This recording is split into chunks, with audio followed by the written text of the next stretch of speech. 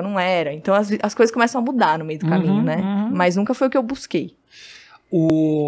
É interessante, né? Porque você ser jornalista da Globo deve ser um sentimento meio confuso, porque, por um lado, você é jornalista, o teu trabalho é buscar notícias, você trabalha na redação, você sabe como é complicado, como é puxado, mas, ao mesmo tempo, tudo que aparece na Globo é gigantesco e você vira celebridade. Então, assim, o William Bonner deve trabalhar com um cachorro. Muito. Entendeu? E ele é uma celebridade que, na cabeça das pessoas, é como se fosse o Faustão.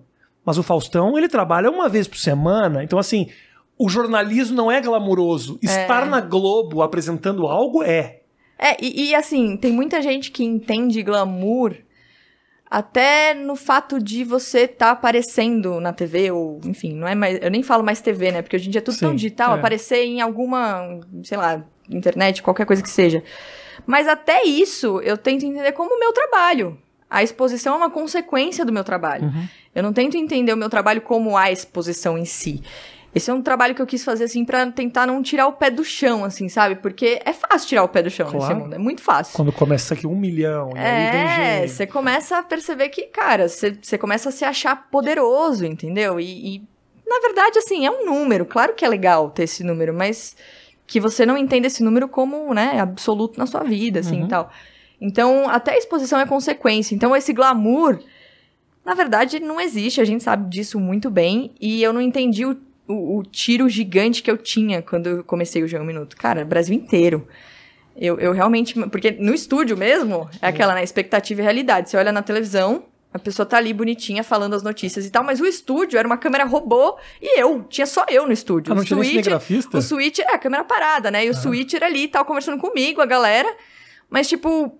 Você olha e fala, eu tô aqui sozinha e o Brasil inteiro tá me vendo, sabe? Então E era tudo que você fazia? Você apurava as notícias? Apurava não, porque a gente pegava as notícias que já tinham sido publicadas, então eu olhava de manhã, assim, eu e a minha coordenadora na época, a gente olhava as notícias e falava, isso aqui é legal, vamos construir dessa maneira. Aí a gente pegava e eu pensava em como traduzir aquela notícia para uma linguagem que as pessoas iam, né, absorver de um jeito melhor. Então, a gente brinca do jornalismo para jornalista, sabe? Aquela linguagem técnica e tal. Sim. Então, eu criei uma missão na minha cabeça, assim, de eu quero traduzir, porque eu tinha 20 segundos para falar de cada notícia. Então, o que as pessoas precisam de fato saber? Então, eu pegava ali no meu momento comigo mesmo e tentava traduzir política, economia e tal. E não tinha TP. Então, às vezes, a notícia virava de última hora e tal, e era um número de inflação, era um número de aquilo, e o medo de errar, e a gente tá falando de presidência, a gente tá falando disso, se você errar, o ministro falou isso, falou aquilo, então, tipo, era muita responsabilidade, sabe? As pessoas pensam que é 1 minutinho, mas era muita responsabilidade. Então, eu tava tão preocupada em fazer o trabalho acontecer, que eu não me ligava muito nesse negócio de, enfim, milhões e tal. E eram momentos que a Globo também queria uma coisa mais jovial também, né? Você tinha o cara lá, tinha um plantão também que era um cara com tatuagem. O Cauê era o meu parceiro, Exatamente, teu parceiro. Também era G1, né? Era G1 Minuto. Eu fazia de manhã e ele à tarde. E visualmente vocês eram pessoas que não encaixavam no jornalismo tradicional da Globo. Então deve ter sido legal também. Quase que abrir uma nova linguagem dentro daquilo que é tão tradicional. Foi muito legal, assim. E eu recebo hoje 1 milhão de mensagens de pessoas que estão fazendo jornalismo e tal. E falam que hoje eu, enfim, sou uma referência diferente pra eles. Então, uma galera que tem tatuagem, galera que tem piercing e tal, galera que não se veste daquele jeito tradicional que a gente vê. Mas eu sempre falo isso. Não é que foi totalmente mérito meu. Claro, né? Eu sei que eu mandei bem no que me pediram. Mas eu agradeço sempre quem me abriu a porta, entendeu? Não foi um dia eu falei, eu vou entrar na televisão aqui e tal, não sei o quê. Então, eu agradeço muito, porque foi uma possibilidade que eu jamais imaginei que eu teria. Que eu lembro quando eu fui fazer o piloto do G1 Minuto, eu me vesti salto, camisa e tal, e eu cheguei lá, sabe, andando toda esquisita, assim, de salto.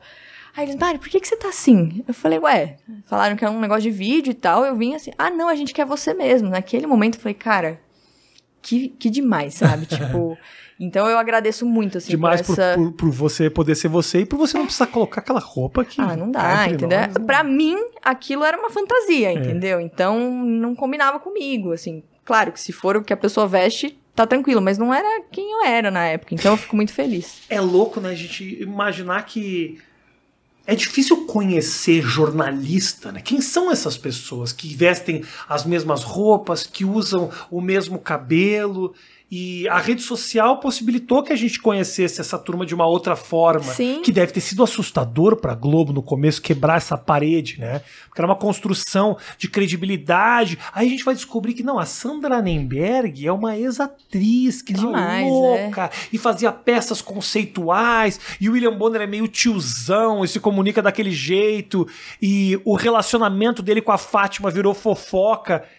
Quando mistura o entretenimento com o jornalismo, no começo deve ter sido muito assustador. Mas é legal, porque são legal. Pessoas, né? E a gente quer conexão, né?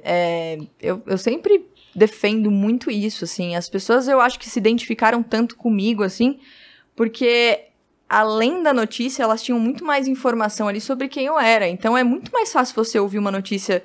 Sei lá, se meu irmão chegar pra mim e me contar um negócio, eu vou ouvir aquilo com muito mais atenção do que uma pessoa que eu não conheço. Sim. Então eu acho que as pessoas querem criar essa identificação com quem tá ali, sabe? A gente, sei lá, a gente tá num mundo tão distante, assim, as pessoas estão cada vez mais distantes e tal, então eu acho importante que a gente crie essa conexão. E não tem como fugir, né? Às vezes a gente tem aquela coisa do jornalista sério, né? Tipo, não sei o que e tal, mas, cara, quem não entender o digital e o entretenimento e esse perfil, esses perfis de redes sociais e tal como realidade, que eu acho que já é realidade há muito tempo, mas tem gente que ainda resiste a entender isso, vai ficar pra trás, porque a gente trabalha com comunicação e a comunicação mudou. Você sente que a Globo patinou um pouco nesse sentido de adaptar os novos... Você estava lá dentro quando começou esse processo de abrir para as Globoplay, para a internet. O G1 era já jornalismo feito dentro da internet, um investimento gigantesco deles. A Globo foi competente nessa migração para você? Cara, assim? Eu comecei na Globo no digital, né? Então, eu comecei a trabalhar com digital quando muita gente não falava sobre isso. Então, eu posso falar pelo meu olhar ali, né? Por onde eu passei. Eu não trabalhei na televisão, TV, Globo no começo ali. Então, quando eu comecei ali em 2008, eu acho que a gente estava muito digital já pra época. O que era pouco, né? Porque, enfim, a gente já fazia interação. Eu trabalhei no Bem-Estar, no site do Bem-Estar, a gente fazia interação junto com a TV, o programa ao vivo. Então, eram coisas que, no meu mundo de trabalho ali, eu já achava extremamente disruptivas. Não gosto dessa palavra, mas para aquele momento. Só que eu não posso falar pela empresa, né? Empresa inteira. Então, assim, pelo meu lado, assim, até por eles terem me escolhido pra ir pra televisão e pra trazer um pouco de digital, né? Porque, querendo ou não, era o G1 na TV. Então, era o digital ali, pegar uma menina de 25 anos na época e tal, e apostar nessa menina pra falar de política, pra... Às vezes, as notícias de manhã, a gente que é jornalista sabe, as notícias saem de manhã. Então, 10 horas da manhã é o horário que as coisas acontecem. Então, é um pronunciamento de presidente, é um PIB que sai, não sei o quê. Então, muitas vezes eu era a primeira da notícia. Muito antes do jornal da hora do almoço. Então, era uma responsabilidade que eu falava, cara, dentro da minha caminhada ali dentro, eu sempre vi uma tentativa muito legal, assim, de trazer o digital, de trazer... Mas quando eu saí... Eu acho que estava começando o negócio de... Não sei, eu não trabalhei com Globoplay, não sei, não posso falar. Mas o Globoplay já existia. Mas eles investiram bastante em Globoplay nos últimos anos. Eu venho acompanhando, obviamente. Pra caramba. Demais. Então, é difícil, né? A gente tá falando de empresas grandes, né? Então... E assim, eles tiveram que se adaptar basicamente porque... Não dá mais para ficar dependendo só desses tais numerinhos do Ibope, que já não significa mais muita coisa, né? Então, e o que é audiência hoje em dia? O que é audiência? É difícil você quantificar muito projeto que eu fiz na televisão, a audiência maciça dele nem era na televisão. Só que aí você ia olhar a audiência, você fala, pô, mas a audiência parece baixa, mas eu sei o impacto que isso causa, eu sei quanto isso... É difícil até para eles medirem a força desses... Por isso que, assim, é louco... Você pega o YouTube, por exemplo, você vê o número de acessos que isso teve. Você consegue ver de onde veio, você abre lá aqueles analytics, tem... É mulher, homem, vem do São Paulo... Mas é genial você conseguir acompanhar isso.